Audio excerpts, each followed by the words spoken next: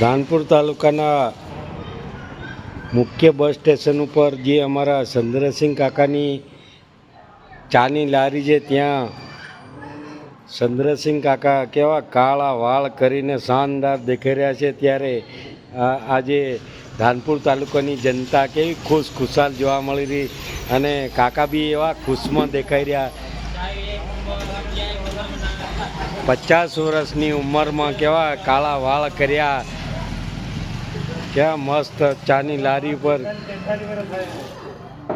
અને કાળા વાળ કરીને કેવા મસ્ત અમારા કાકા આવી ગયા છે, ચા આપી રહ્યા છે અને કાળા વાળ કરીને જઈ રહ્યા.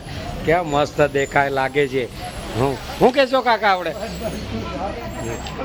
કેવા ધાનપુર તાલુકાની બસ સ્ટેશન ઉપર કાકાની ચા પીવા માટે આવો. હા, અમારા કાકા કેવા મસ્ત લાગે, કાળા વાળ કર્યા.